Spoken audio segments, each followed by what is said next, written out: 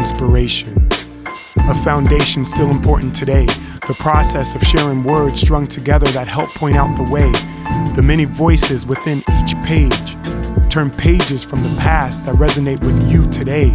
Turn pages today that create an escape within your mind. Turn pages that express the treasure within your tomorrow.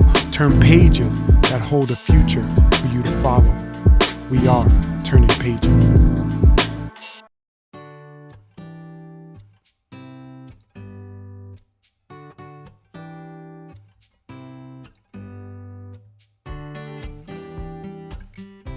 Hi, my name is Mari Ramos, and I am the Director of Operations at the Idaho Hispanic Chamber of Commerce. And today I want to tell you a little bit about a book that I really connected to, and I'm going to tell you why I connected to this book.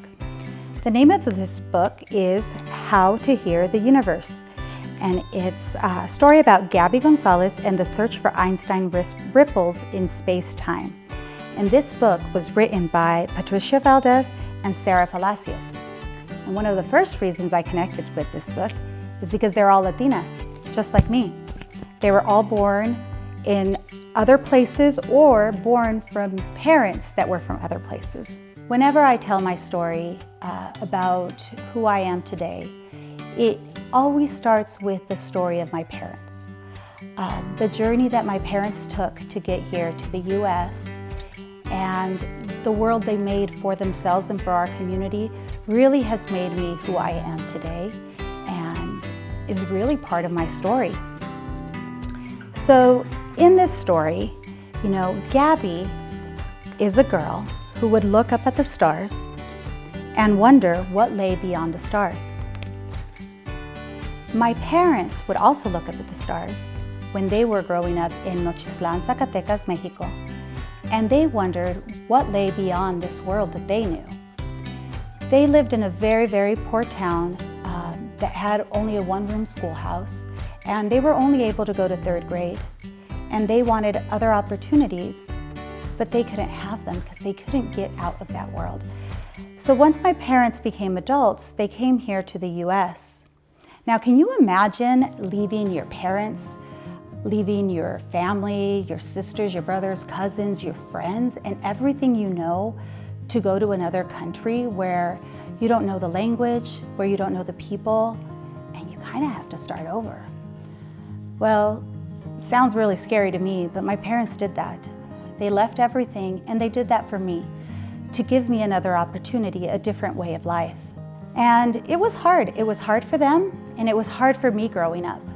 When I started school here in Nampa, Idaho, I didn't know how to speak English. My first day of school, I cried. I am not ashamed to say it now. I cried and cried and cried until I threw up because I didn't understand what anybody was saying to me. But you know what I did understand? I understood numbers. So even as a little kid, math was something I connected to. Numbers are the same no matter what language you speak. And that's when I felt like I was similar to the other kids. That even if my hair was a little different color and even if my language was different, I could connect to the other kids when we were adding and subtracting because it didn't matter what language that was. That is the language of math. So, in this book, Gabby also leaves her home, just like my parents had. And she left her home in Cordoba, Argentina, and came to New York. And she missed her family and friends in Argentina, but she knew they were all connected by space and time. And that's the same for my parents. They left their home, but they came here and they would look up at the stars in the sky and they knew it was the same sky that their parents were looking at, that their friends and siblings were looking at. And that's what math did to me. So even though I was different from the other kids and wasn't speaking the same language as the other kids, I was eating different things than the other kids, math was something that we connected with. So, one of the things that I'm really, really grateful for my parents for doing is connecting me with my culture. Because even though they were very far away from the world that they had grown up with, my parents found a way to bring that culture to my life. When I was really little, my dad started a fiesta in Lakeview Park right here, and he did this fiesta to be able to connect our culture here in the U.S. So he would bring all these volunteers from the church, and they would make tacos, and they would make other foods that are typical in our area or their area from where they lived. And they enrolled me in dance classes, and you guys will see this picture, but it's a picture of me and my brother dancing on stage. Some of those dances that we did. And I learned how to dance these using numbers as well. 1, 2, 3, 1, 2, 3, or whatever pattern it was that I needed to learn these dances. And so there's me and my brother dancing these dances on the stage. Another reason that I love this picture is because you can see the Mexican and the American flag. And that's who I was. I was part of Mexico with my culture and my parents, but I was also here, born and raised here, learning all the different customs from here. And it's okay to be both. It's wonderful to be both. I was able to use my curiosity about the world to learn about my parents and their culture, and also to learn about the other kids and their parents and their culture here.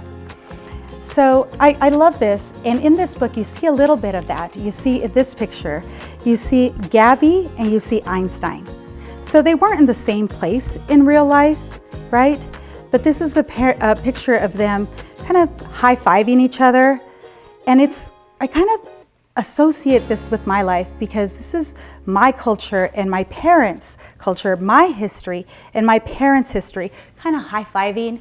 So now, fast forward to today, I am now the Director of Operations with the Hispanic Chamber of Commerce, right? And in the work that I do, I not only get to highlight my culture and the culture of other Hispanic communities, I also get to connect our business owners with the different resources here in the U.S. and help them understand the differences between doing business in Mexico or Colombia or Chile or wherever they were originally from with how you do business here in the United States, and find those connections and find those differences.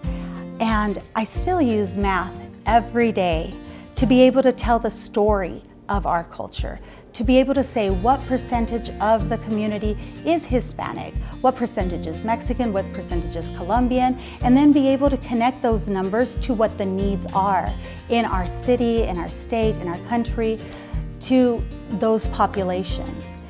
So it's something that I use every day with stats, with just numbers and connections and bringing our communities together.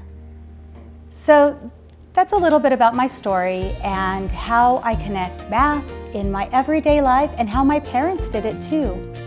So my name is Mari Ramos, and this is what mathematicians do.